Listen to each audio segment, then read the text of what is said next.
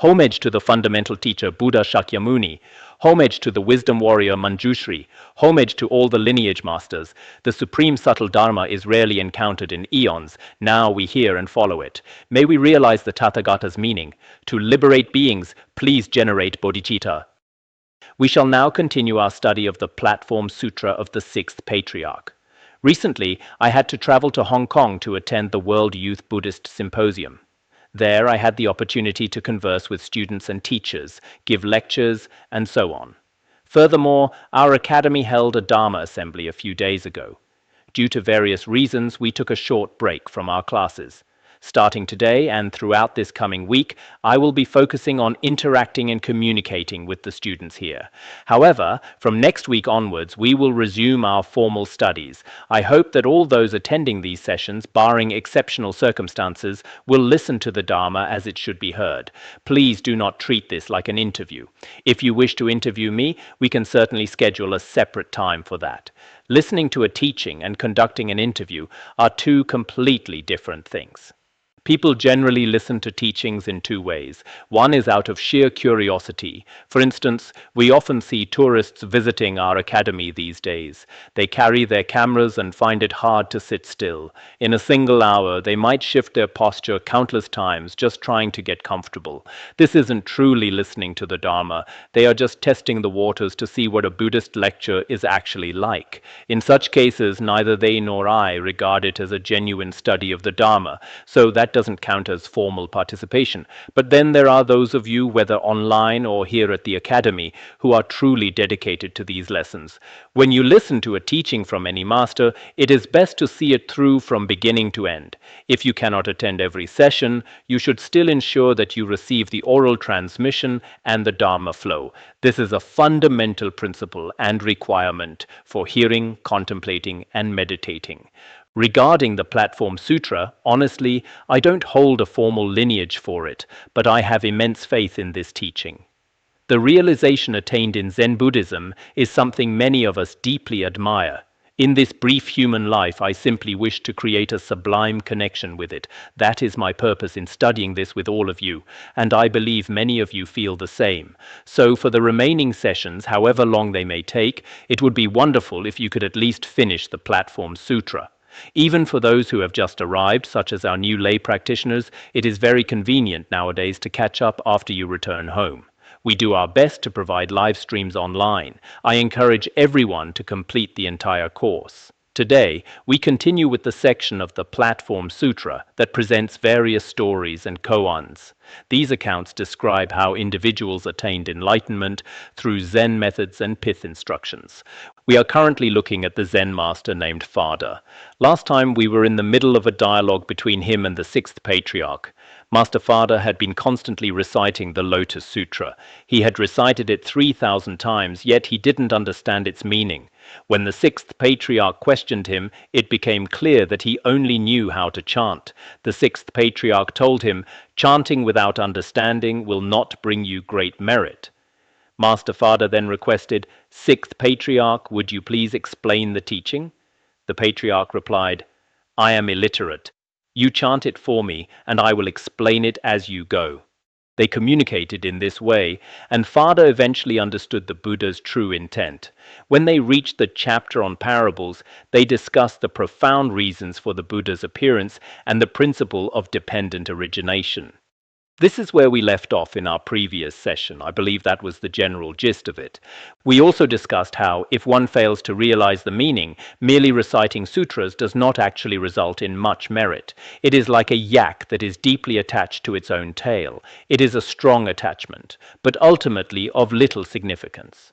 Of course, there are two different ways to interpret this statement, both of which I have already explained. Moving forward, I find this story to be particularly important. In our time, there are people who are incredibly attached to chanting sutras. Yet, Besides chanting, they pay no attention to meditation or Zen practice.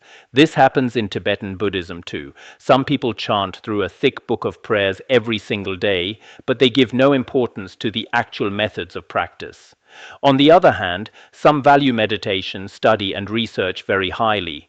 However, when they hear about chanting, prostrating, or any such activities and rituals, they look down on them and are reluctant to engage. Actually, both of these are extremes for a practitioner. In this session, we are focusing on the dialogue and koan between the sixth Patriarch and Fada. Within this dialogue, there is something important for all of us to discover. In our future practice, we must not dismiss the merit of reciting sutras. Sutra recitation indeed brings immense benefits and merit. However, we should not limit ourselves solely to recitation. If one doesn't meditate for even half an hour or even 5 minutes, or fails to contemplate the Dharma's meaning at all, then relying only on verbal merit is not a balanced way of practicing. We need to understand both of these aspects. In the original text of the Platform Sutra, it says, Fada asked, "If so, should I only seek the meaning and stop reciting the sutra?" At that time, Zen Master Fada said, if that's the case, because as mentioned before, simply reciting without understanding holds little merit, like a yak attached to its tail. If you protect it all day without realizing its essence, what's the point? It is meaningless. Hearing this, Fada replied to him, "Based on the meaning you've explained, Zen Master, then I should just focus single-mindedly on grasping the meaning of the Lotus Sutra. Why should I bother reciting it every day?" This is especially relevant today in various Han Buddhist temples, where everyone wakes up early to recite sutras. Morning chanting is highly valued. According to his logic, if only the meaning of the sutra is important and recitation is not, then I won't recite it anymore. Some people say the same thing today. I used to practice Pure Land Buddhism, chanting Amitabha Buddha's name thousands of times daily, along with the Infinite Life Sutra and Amitabha Sutra. But now that I have come to the Tibetan regions, a certain master told me there's no need to recite sutras, just meditate. Or when I go to a Zen temple in the Han region, I'm told to just attend a retreat. I'll just sit in meditation from now on and stop reciting sutras. They immediately change their entire practice. Fada had a similar inclination. Then I'll just give up on reciting sutras. I will only focus on finding out the true meaning of the Lotus Sutra. To this, the sixth Patriarch replied. The Patriarch said, "What is wrong with the sutra? Does it block your recitation? Delusion or awakening depends on the person. Harm or benefit depends on oneself. Chant with the mouth and practice with the mind. You turn the sutra." This is what the sixth Patriarch said at that time. Reciting sutras is actually a good thing. There is no fault in it. What fault could there be? Not only is there no fault, as long as you recite sutras, as we've mentioned before regarding Mipham Rinpoche's instructions, if you don't understand the practices of the generation and completion stages, then choosing to recite the truthful words composed by the great masters of the past will still bring meaning to your life. Mipham Rinpoche said this as well. What fault is there in a sutra? How could it hinder your recitation? The sixth Patriarch wouldn't hinder you or create obstacles by telling you to stop reciting. This is true not only for Zen, but for the Tantric tradition as well. I have told many people this. Even if you were chanting Amitabha's name before and you think, "I'll stop now and focus only on the Tantric teachings." In truth, what's the conflict? We wouldn't stop you from reciting sutras. There is no fault in it, and the merit is immense. Why would you want to give it up? In fact, reciting sutras and chanting Buddha's names holds extraordinary merit. There is a text called Records of Signs from the Unseen World from the Tang Dynasty. It contains many biographies about worldly cause and effect. Emperor Gaozong and many other emperors of the Tang Dynasty valued this work highly. It contains many stories that can still be found in the Taisho Tripitaka today. There are about 50 stories, though many people might not read them now. One story tells of a person who didn't have much faith in the Buddha. However, he recited the Universal Gateway chapter from the Lotus Sutra every day. Later, while crossing the sea, his boat was suddenly destroyed, and everyone faced disaster. At that critical moment, he thought of chanting the Buddha's name and the sutra. Miraculously, he reached the shore without a single scratch by reciting the sutra. This is a well-known story of how reciting a sutra dispelled obstacles. Such merit might be hard to believe for those who grew up in a materialistic environment. Is this a true story? Does it really work that way? They might wonder. This doubt is caused by the educational concepts we had as children. But if you grow up in a place where Buddhism flourishes, like the Tibetan areas, even when facing a minor problem, your first thought or habit would be to pray to the Buddha or recite a sutra. A few days ago, I met with some of my primary school classmates. They have reunions often, but I never had time to join them before. Seeing them, I realize many have become elderly and are quite frail. All of them are nomads. Not a single one has a formal job.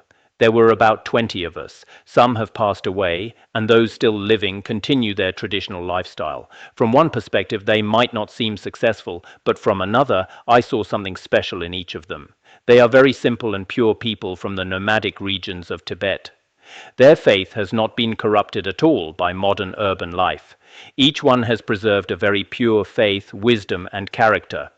When I left them, I told them I was truly happy this time. Even though we are all old and our lives are humble, judging from a worldly standpoint looking back over 30 years, we cherish those memories. Back in primary school, things were quite different from schools today. Due to the conditions of education in ethnic regions at that time, I asked them because I couldn't remember who our Chinese teacher was. They said we didn't have a formal Chinese teacher. One teacher would teach one day, and another would teach the next.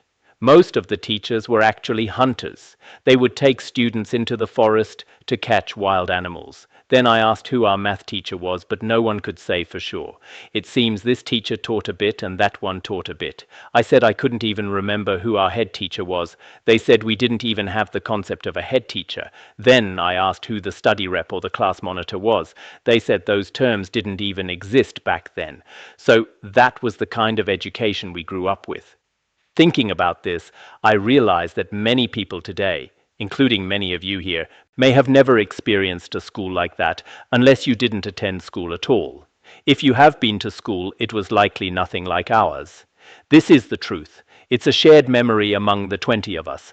Perhaps some of us have forgotten or find it hard to recall now, but that's unlikely, as many among them are very intelligent. What is the point I'm trying to make here?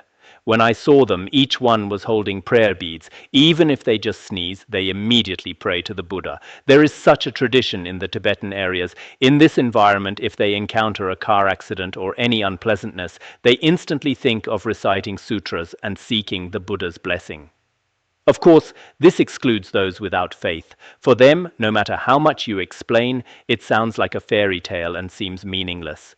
Beyond that, I believe people today still need a certain purity of heart. Even if you don't achieve high status in this life, it doesn't matter. Even if you don't have wealth, it's all right. The most important thing should be the wisdom and virtuous intentions of the soul. This is truly vital. To gain such benefits, I believe one must have very correct guidance. This point is extremely important. As mentioned here, there is no inherent obstacle in the sutras. The difference lies in whether we are deluded by a lack of understanding or awakened by realizing the truth. A deluded person who doesn't understand the truth harms themselves and others at the same time. But those who have understood the underlying principles can benefit themselves and many others as well. There are distinctions in how we recite sutras.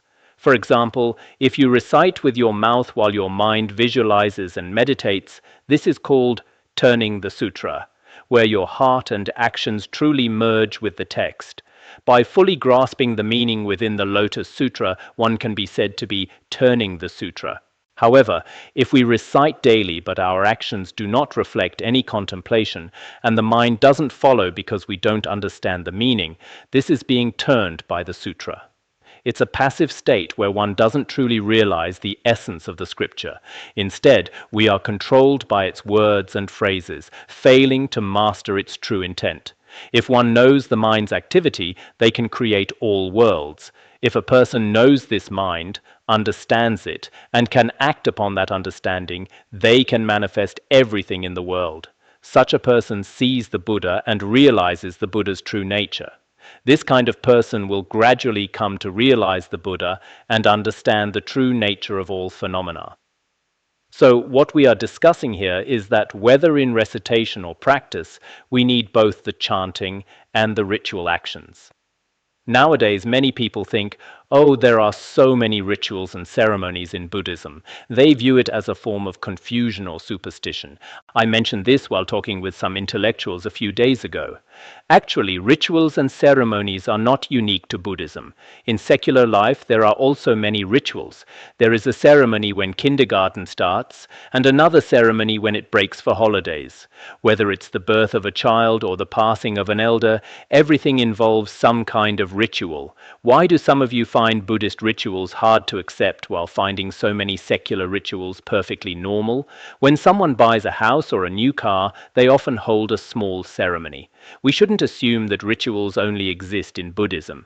That mindset comes from a lack of understanding. As for whether rituals are necessary, as Confucius said, behind the ritual there is history, spirit, and soul. They are necessary.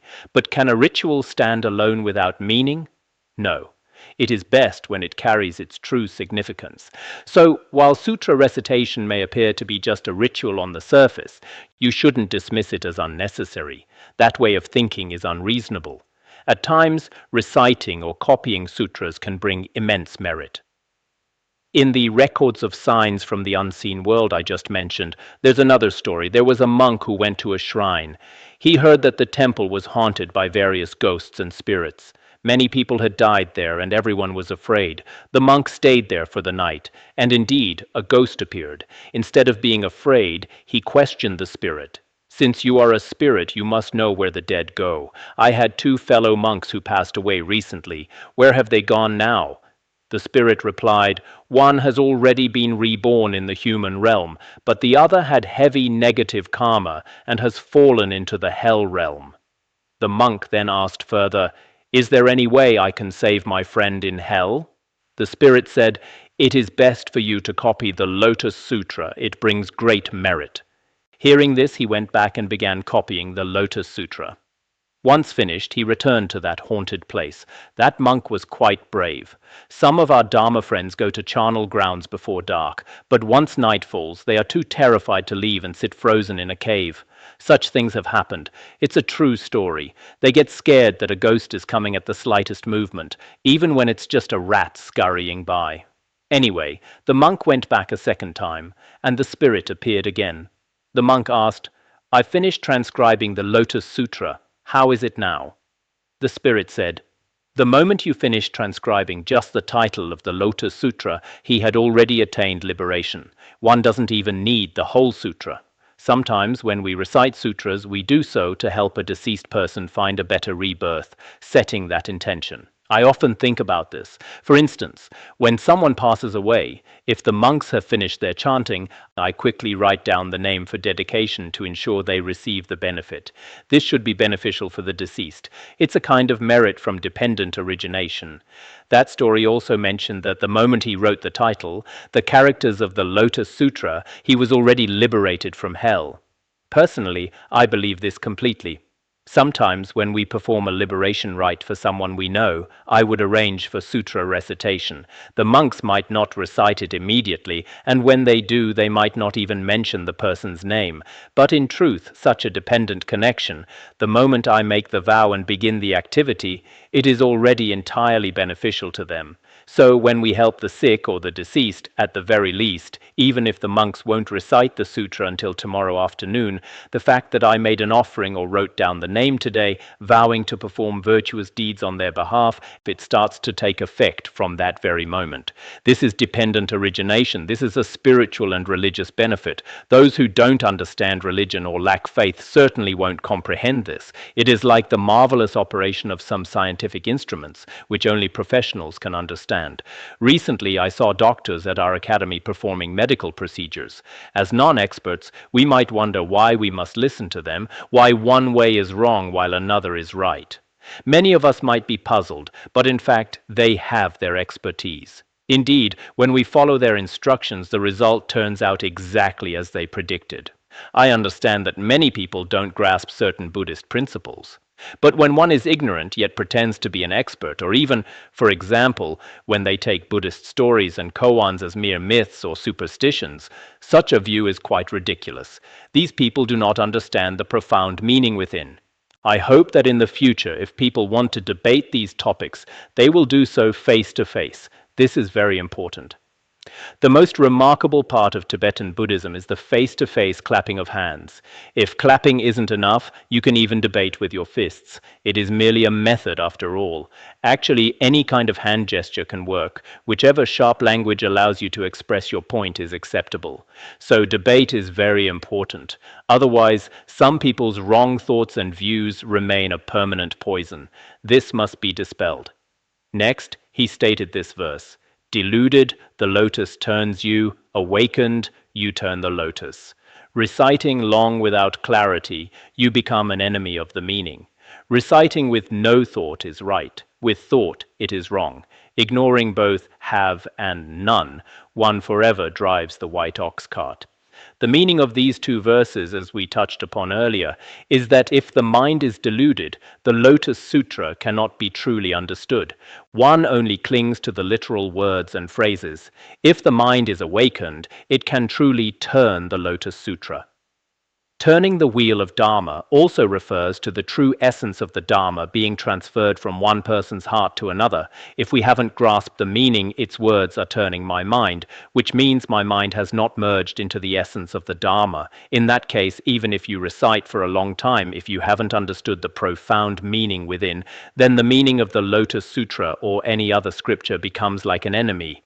Not only is there no real benefit, but at some point, some practitioners who only study and study end up pathetically going in the opposite direction, losing faith in the Dharma. Some Buddhists are only superficial practitioners. After studying for a while, because their hearts haven't merged with the Dharma, when they eventually leave, they harbor wrong views and various prejudices. They even depart amidst slander and doubt, completely regressing and giving up. Such people are the most pitiable. If the mind truly enters the lotus, recitation with no thought is the correct view. Recitation with attachment to thought is, ultimately speaking, a wrong thought and not ultimate. In the end, neither having nor lacking can be considered real. One should long abide in a state that transcends both reciting and not, having and lacking. This is true mastery, or forever driving the white ox cart. The white ox cart here, in the Lotus Sutra and other scriptures, symbolizes the stage of Buddhahood, the highest vehicle. Vehicles are divided into the causal vehicle and the resultant vehicle. The resultant vehicle is the ox cart. So in the end, if you truly, as the Madhyamaka says, initially one must cut off the attachment to real existence and self. Then attachment to selflessness must also be discarded. Finally, just as stated in the 400 stanzas, all notions of self and no self are severed, reaching a state beyond conceptual elaborations. This is true achievement, having boarded the white ox cart. Thus, Zen practices are very similar to the thoughts of Tantra and Madhyamaka. Hearing the verse, Fada wept unconsciously and attained great awakening, telling the master, since the past, Fada has never turned the lotus, but has been turned by it. When Fada heard this verse, far from being sleepy or distracted, he was filled with joy. This delight and bliss caused tears of faith to stream down his face. He attained great awakening on the spot, perhaps a true enlightenment, or perhaps he simply understood the true meaning discussed above. Having understood, he told his master. Actually, when the great masters of the past heard the Dharma's meaning, they were deeply moved. With a sudden realization in his heart, he told the sixth patriarch, I, Fada, have been reading the Lotus Sutra for a very long time, from a very young age. It was mentioned he became a monk as a child, right? He didn't start halfway. Those who do often still have some issues. Some of you monks who were ordained as children are very pure. Those who become monks halfway through, suddenly putting on monastic robes, might not even know how to sit properly. So it is often better to join the monastic life early. Some people shave their heads and immediately act like senior bhiksus. On the surface they play the part, but in truth they still have many flaws, because many worldly habits from secular life constantly surface, and many worldly odors are emitted from time to time. Fada, who joined early and recited the Lotus Sutra 3,000 times, felt, "For so long I haven't let the Dharma merge with my heart. Instead, I was turned by the words clinging only to the surface." He felt quite ashamed. He spoke again. The sutra says, even the great Shravakas and Bodhisattvas, exhausting all their thoughts and shared deliberations, cannot fathom the Buddha's wisdom. Now you say that an ordinary person who merely awakens to their own mind attains the Buddha's knowledge and vision. Unless one is of the highest capacity, they cannot help but doubt and slander. Furthermore, the sutra speaks of three carts, those of the goat, the deer, and the white ox. What is the difference between them? I pray for your further instruction. He put it this way, first expressing his own state. I have read the sutra for so long, but in fact, the Dharma has not truly merged with my heart. Then he began to raise his questions. He said, the Buddhist scriptures state that from Sravakas to Pratyeka Buddhas and Bodhisattvas, even if they exhaust all their thinking and wisdom to measure the Buddha's wisdom, they cannot know it. Doesn't the scripture say that for Sravakas, Pratyeka Buddhas, and all Bodhisattvas, no matter how they try to weigh it, they cannot actually fathom the Buddha's mind? Buddha wisdom seems very distant, even for the holy ones. But now in the Zen teachings, you say that when ordinary people observe their own minds, they can see the Buddha's original face, realizing the mind to see the nature, and thus seeing the Buddha. In that case, except for those of the highest capacity, who might not easily give rise to wrong views or doubts, beyond such people, it's very likely that some will have doubts or even slander. This is his question. How do we explain this? Is realizing the mind and seeing the nature or seeing Buddha really that simple? While Bodhisattvas and Sravakas cannot perceive the Buddha's realm at all, it's like trying to see the moon in total darkness. They simply cannot see it clearly. How on earth is this explained? This is his first question. When we usually ask questions, we say, I have two questions. First, such and such. Second, such and such. Third, I won't ask due to time constraints. This was the first question. Then the second question. The sutra speaks of three carts. One is a goat cart, another a deer cart, and another a bull cart. What is the difference between these three? Goat cart, deer cart, and bull cart. No horse cart was mentioned. Although the sixth patriarch had no formal schooling, he answered quite well. Some of our Dharma friends might literally think of them as vehicles. A goat cart is a cart pulled by a goat. Then the sixth patriarch answered them one by one. Let's see how he answered and if it's satisfactory. The master said, the meaning of the sutra is clear. It is you who are deluded and turn away from it. The reason the people of the three vehicles cannot fathom the Buddha's wisdom is that they are afflicted by conceptual measurement.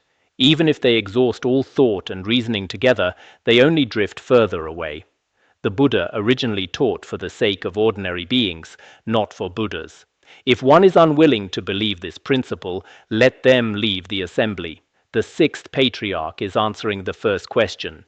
In fact, what he just asked is something some of us might also wonder about. When we realize the mind and see the nature Buddha, are we seeing the real Buddha, or what exactly are we seeing? If Shravakas and Pratyeka Buddhas cannot see it, how can we ordinary people see it all at once?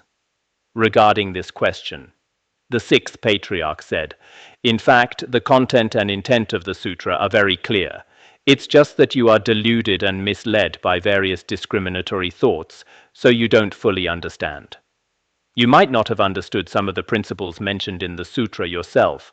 What the sutra points to is actually its true meaning, not the literal words and phrases. But most ordinary people cling to the words, just like someone looking at the finger when it's pointing at the moon. Like a fool seeing the finger pointing at the moon, they look at the finger but not the moon.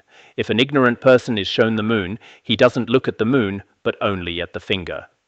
Those who cling to names do not see my true reality. Those who are attached to words cannot see the true face of the Tathagata. Many people do not understand the content discussed in the Buddhist scriptures at all. It is indeed true that the people of the three vehicles cannot fathom the Buddha's wisdom. As mentioned in the scriptures, whether they are Sravakas, Pratyeka Buddhas, or Bodhisattvas, they simply cannot fully fathom the Buddha's inconceivable wisdom. The Buddha's realm is extremely deep and hard to conceive. The Buddha's realm is very profound. It's hard to think about or measure. The reason the three vehicles cannot fathom the Buddha's wisdom is that they are afflicted by conceptual measurement. The primary reason, what is the fundamental fault that prevents them from fathoming it? It lies in their discriminatory thoughts.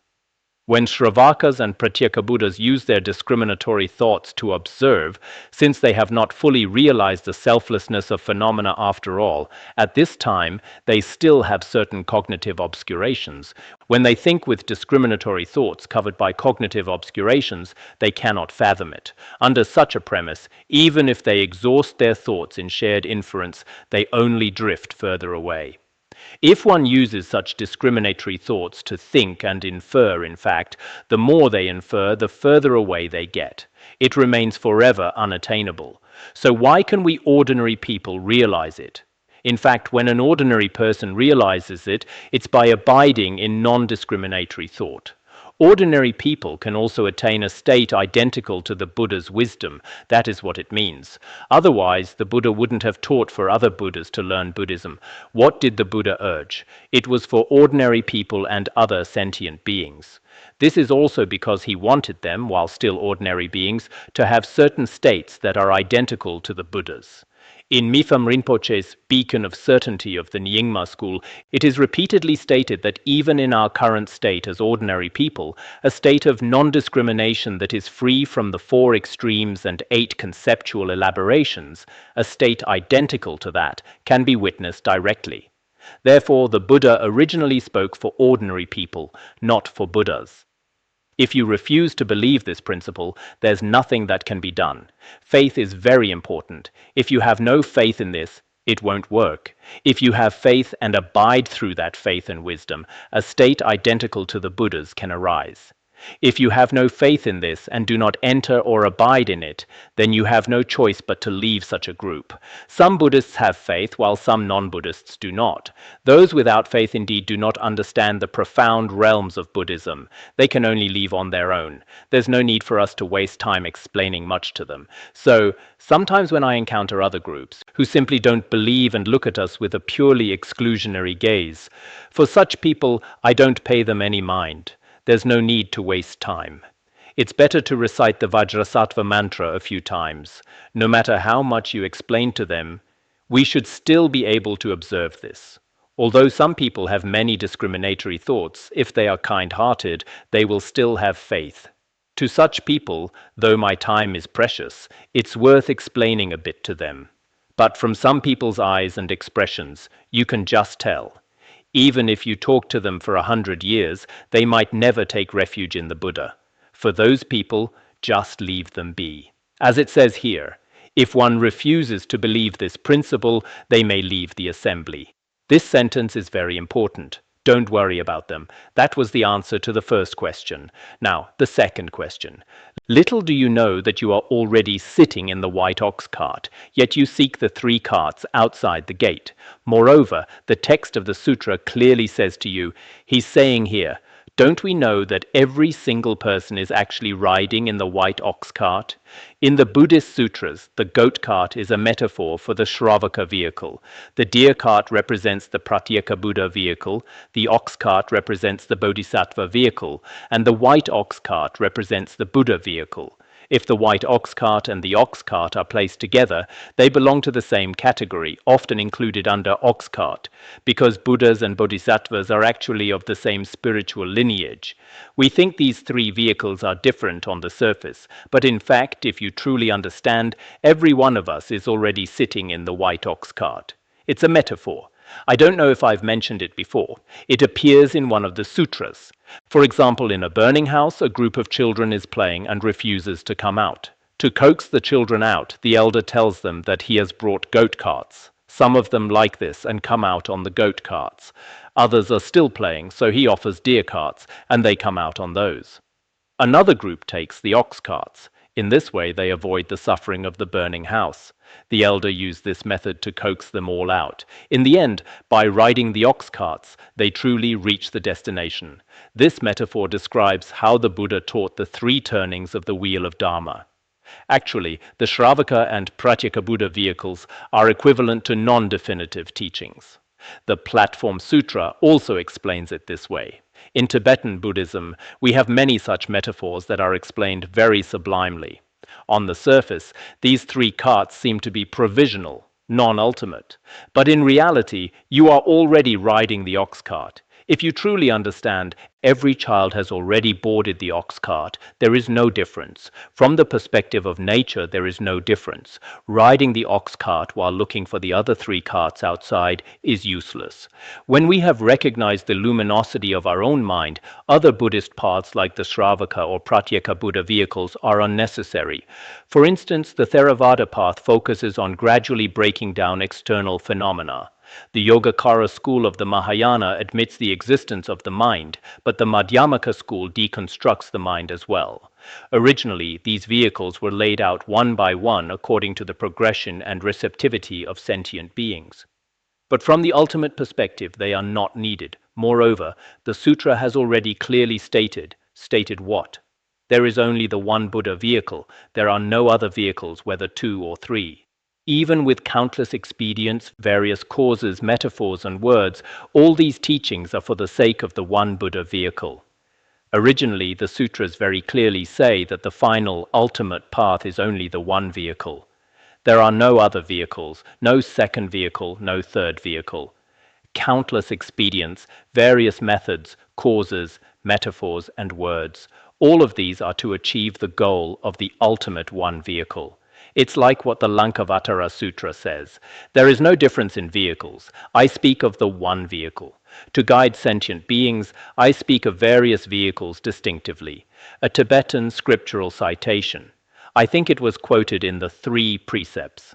Never mind, it doesn't matter. Even if I read the Tibetan, you wouldn't understand. If I read other terms, you wouldn't understand either. If I just pretend to read some Tibetan, you'd be like, wow, definitely. So, the ultimate one vehicle.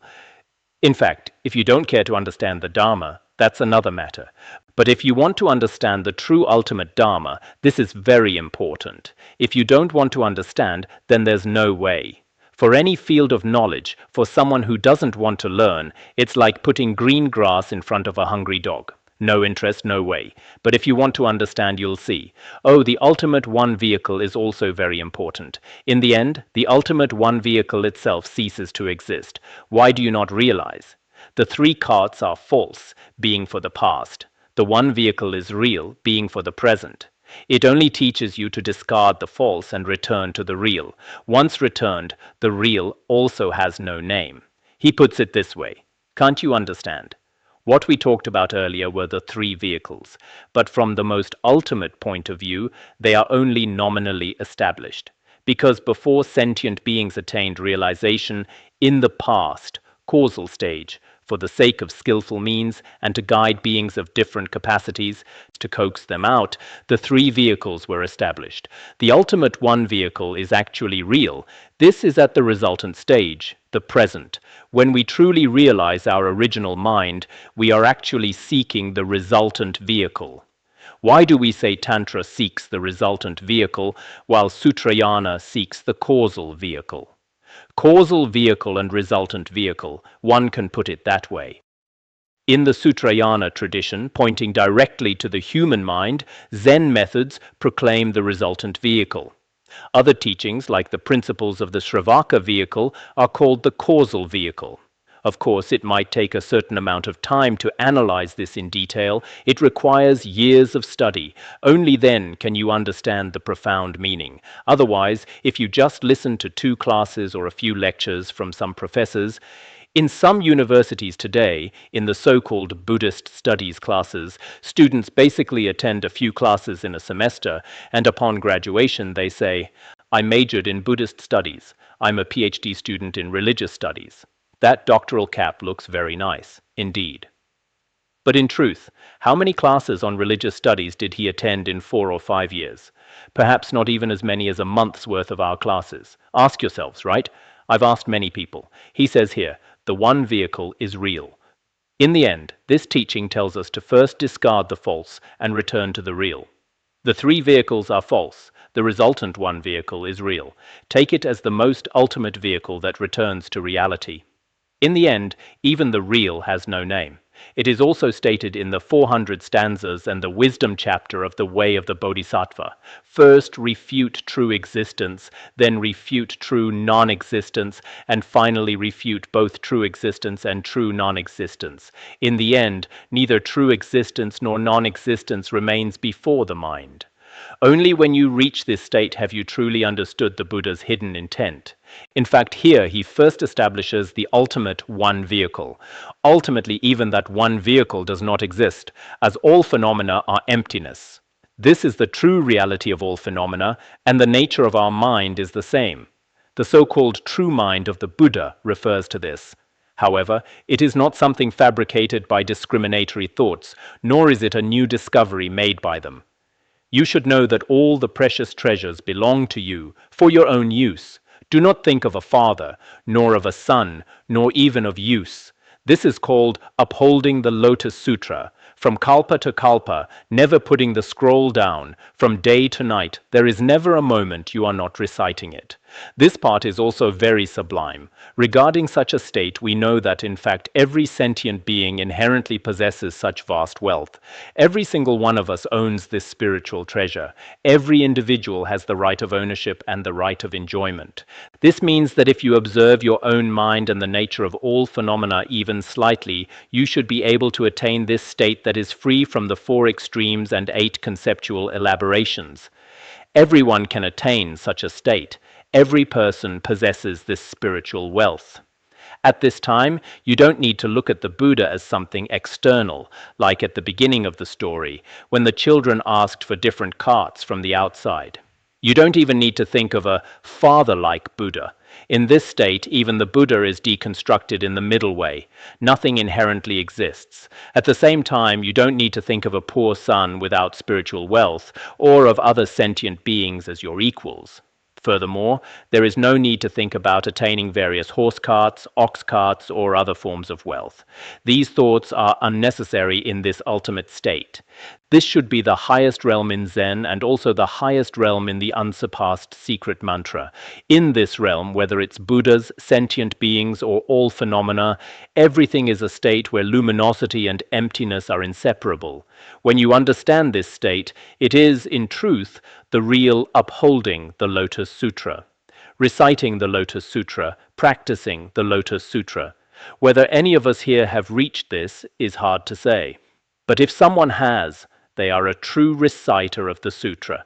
In that case, from kalpa to kalpa since long ago, you have never let go of the Lotus Sutra. It's no different from holding the Lotus Sutra in your hands at all times. Even if you haven't recited a single word, if you abide in this state, it's no different from holding the Lotus Sutra all day long. From morning to night, you never cease your recitation of the Buddha. When we teach the Bodhisattva vows, we say that once an authentic bodhicitta has arisen, one's roots of virtue and bodhicitta grow continuously. Similarly, when you realize such emptiness, the recitation of the Lotus Sutra, though not done with your mouth every day, is done with your heart. And this recitation of the heart is not done with discriminatory thought, but with non-discrimination. That is truly inconceivable merit. We should strive to understand these most profound Buddhist teachings, because nowadays many people might understand the shallower aspects which everyone can grasp. But for the deeper teachings, many people might be lacking, because our minds and discriminatory thoughts spend all day focusing on the 8 worldly concerns and various delusory phenomena of the world. Da was inspired and enlightened. Leaping with joy, he praised with a verse. Upon hearing this, look. Sometimes it says Da, sometimes Fa. Is there a Fa? No Fa, right? Yes, it's all Da. People often call me Daji, so maybe it's me, I don't know. Since I'm not very famous, they started saying it wrong. If I were very famous, surely. Like Einstein, no one would say Stein ein Al, nothing like that. So this Da Having heard such inspiration and enlightenment, he was overjoyed. Some of us, after hearing the Dharma, including some Dharma friends after class, feel great joy. In fact, the more joy you feel, the more meaningful the Dharma becomes for you. If you feel pain, exhaustion, or fatigue during the process of hearing the Dharma, then at that time not only is the Dharma not benefiting you, it might even make the Dharma feel more and more distant. Though one has wisdom, without someone to explain the Dharma, one cannot understand it, as the Avatamsaka Sutra says, so having someone else explain it is still very important. I recited the sutra 3,000 times, but at Saoxi one sentence wiped it away. Not understanding the purpose of the Buddha's appearance, how could I stop the madness of many lifetimes? Goat, deer, and ox were provisionally set, skillfully proclaimed as beginning, middle, and end. Who knew that within the burning house there was originally the king of Dharma? He then praised from the heart, saying, I recited the Lotus Sutra 3,000 times and thought I was quite good, feeling quite arrogant. But as a result, with one sentence from the master of Tsaoxi, the sixth patriarch, all my arrogance and discriminatory thoughts, including what I considered my great merit, all perished and disappeared completely. Before this, I didn't understand the causes and the fundamental purpose of the Buddha's appearance in this world. Without understanding the true meaning of the Lotus Sutra, when would my discriminatory and mad mind from many lifetimes ever be pacified? When could my discriminatory thoughts be extinguished? In fact, if we don't hear the instructions of a true spiritual teacher, we might study for many years and read many sutras, but in reality, we won't understand the most crucial issues. For instance, what was taught in the first, second, and third turnings of the Wheel of Dharma? The most ultimate thing we need to realize is actually just one sentence. Recognize the luminous nature of the mind and recognize the emptiness of the mind. These two are inseparable. If an experienced lineage master points this out, one realizes that despite all the different words in thousands of sutras and 10,000 treatises, it all comes down to this one point. One will understand this through the pith instructions. Without such guidance, one might struggle for many lifetimes and still find it hard to extinguish such discriminatory thoughts. He says here that the establishment of the goat, deer, and ox carts actually refers to the propagation of non-ultimate wholesome teachings during the beginning, middle, and end stages, or a temporary stage to lead sentient beings into the gateway of Buddhism. Who knew? While sentient beings are in the burning house of suffering, every single being originally possesses and is riding the white ox cart. In other words, they are all kings of Dharma. We often think of a Dharma king as, oh, is this Rinpoche a Dharma king? Is he a great Dharma master? People in the Han region say this all the time now. In reality, every single one of us is a Dharma king. In the future, each of you can go out and say, I am a Dharma king of such and such, because we all possess the Dharma nature of the Tathagata Garbha. As it says here, who knew that within the burning house there was originally the king of Dharma? Each of us is a prince of the white cart, like a Prince Charming, a prince on a white horse. Here we are princes of the white ox, a prince riding a white ox cart, you could say. So every person possesses Buddha nature. Everyone is riding the Buddha's ox king cart, a high-end vehicle. In reality, no one is defiled from the perspective of original nature. Of course, before we recognize it, it's hard to say much. So here, everyone should understand the meaning within. The Master said, from now on you may truly be called a sutra-reciting monk. Since you have praised me, since you praise in this way, then from now on, this is very lovely, you have truly become a sutra-reciting monk. Before you were a sutra-reciting monk only in name, because you had not mastered the meaning of the Lotus Sutra. Now, through our exchange, you have understood that in the Lotus Sutra, one must not only recite the text, but also master its meaning. In this way, reciting the words and the meaning, you are a true sutra-reciting monk. From then on, Datong grasped the profound message, yet did not cease his recitation. He would not stop reciting the sutra. This is very important. Look at some people. He had originally recited the Lotus Sutra 3,000 times without understanding the meaning. After meeting the sixth patriarch, what did he do? He would both practice meditation and recite the sutra. Some of our Dharma friends are not like this. In fact, the Master advocates both ultimate methods like Zen meditation and conventional methods like reciting sutras, just like our Guru Rinpoche, Khenpo Sodargye. But among disciples, it is very likely to fall into bias, thinking perhaps, I only need to do one of them. He was a sutra reciter, then gives up recitation to do actual practice. Now some of us keep emphasizing, I only need to do actual practice. I'll give up the original recitations. Others say, it's wrong for you to practice like that. Just talking theory all day won't do. I'm going to recite sutras. They go to the temple every day to chant and beat the wooden fish. Both are extremes. Truly great masters do not do this. Fada is a very typical example. I hope that in our short lives we can truly develop faith in Buddhism. This is also very important. Otherwise, who knows when our short life will end? If we don't repent our sins and practice well, it will be very difficult to avoid the terrifying suffering of the lower realms. If we truly cherish it, there is hope even in a short life. In the Mahayana Sutra on questions of Varadatta, it says, I have read this sutra before. The verses are quite long, but to summarize, it is rare to encounter in 100 kalpas the appearance of the great Muni in the world. Quickly give rise to pure faith in Buddhism, and do not suffer extreme terror in the lower realms. The meaning is, let us quickly give rise to faith in Buddhism. Then we will surely stay far away from all kinds of terrifying suffering in the lower realms. For those of us sitting here to be able to grow up in this world is truly an honor. A while ago, I saw someone say through different channels that I could be reborn in Tibet, where Buddhism flourishes. I constantly feel that I am very lucky, and I rejoice in it.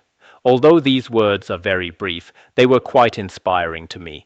I was also thinking, I was also born in a place where the Dharma flourishes. This is the greatest among all kinds of good fortune. But even if we encounter the Dharma, if we don't practice well and don't recognize it properly, before we die, we might be led astray by other delusions and lose our direction. This is a possibility. If it goes on like this, it will be hard to be liberated from the lower realms. So we must be liberated from the lower realms and from the 6 paths of existence to finally obtain eternal happiness and benefit countless sentient beings. All right, we will stop here for today.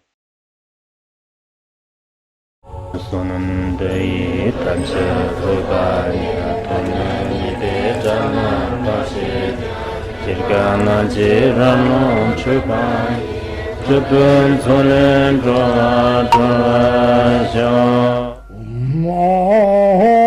bandangara badna asadarda bandangara badna asadarda bandangara badna asadarda